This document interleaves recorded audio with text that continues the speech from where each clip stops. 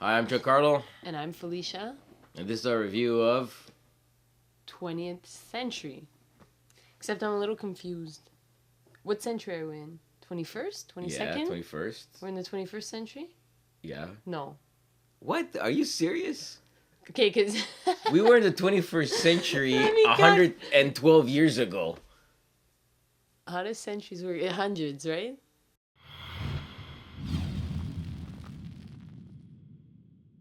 In 20th century, players are trying to develop the perfect country.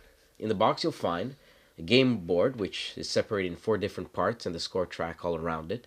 Land tiles, which you'll place during the game to build your country. Technology tiles, which will give you special actions and abilities. 5 player boards to keep track of your money, science, victory points, and pollution level.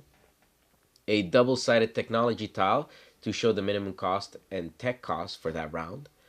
Money cards and science cards of 1, 2, and 5. Disaster cards, which will take effect at the end of each round. Garbage tokens, which will pollute your country.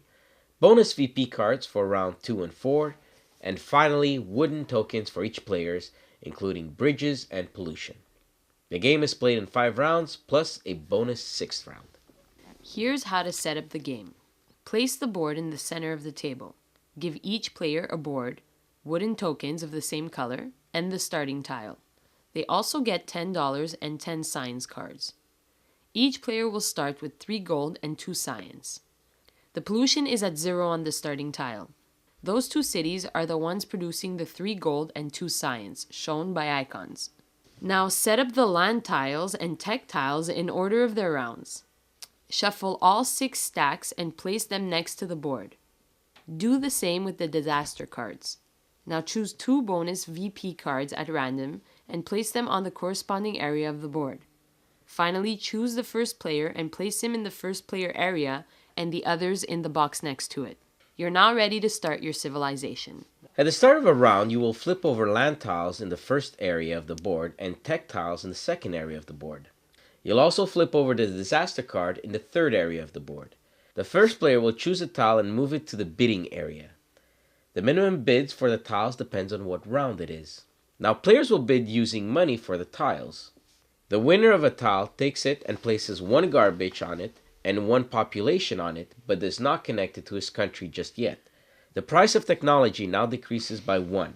The winner now chooses another tile and bidding starts again. Players who do not want tiles anymore can drop from the bidding and go buy a single technology tile for the price indicated by the track. This is where you spend your science cards. Every extra tile you buy in a round will give you 1 extra garbage as well. The last player to drop from the tile bidding area will become the first player in the disaster area. Here, players will bid on getting the least garbage and pollution from this phase of the game. Using your science cards, each player will move their pawns around until everyone is alone in 1 column. Now each player pay the amount they bid and get the garbage and pollution indicated in that column. The playing phase for that round is now over, and each player now does his upkeep. During this phase, all players may play at the same time. In this phase, you basically attach your tiles to your country and place the population token on one of the cities on those tiles. Depending on where your population is placed, your track for money, science, and victory points will change. Now you can take the amount of money and science cards from the bank into your hand. The victory track now moves you up accounting to the amount you're making from your tracker.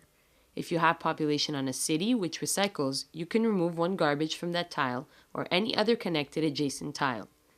Once all players have done this, the player who gets the worst disaster will become the first player for the next round. Players will do this for 5 rounds. Now let me explain the bonus victory cards. Basically, at the end of that round, everyone will get bonus victory points for whatever is on the card.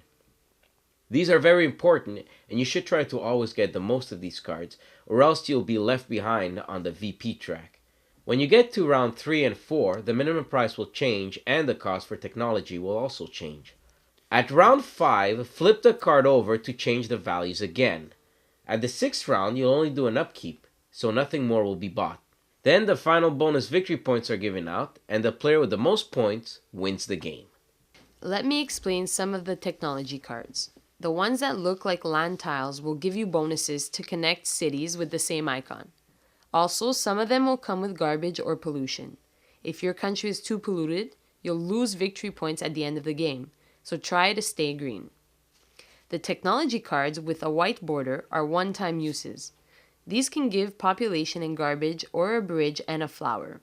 The flower makes your pollution decrease and the bridge can be used to connect tiles together by rail.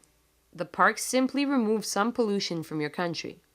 The train are really good since they allow you to move your civilians to a connected city once per round.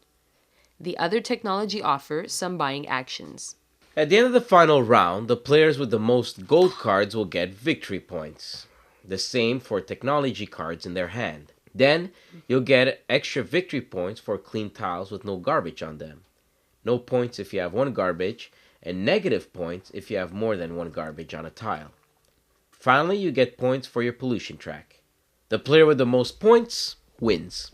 This game has a bit of everything: bidding, strategy, tile placement, bluffing, and player interaction. The production quality is great and you'll have a fun time playing this game. There might be instances of steamrolling, but it's your job to stop the winner from getting more stuff. However, you never know who's truly winning until the end of the game. The art is nice and reminds me of Transport Tycoon on PC. The gameplay is quick and never gets boring. We really enjoyed this game and we're giving it an 8.9 out of 10.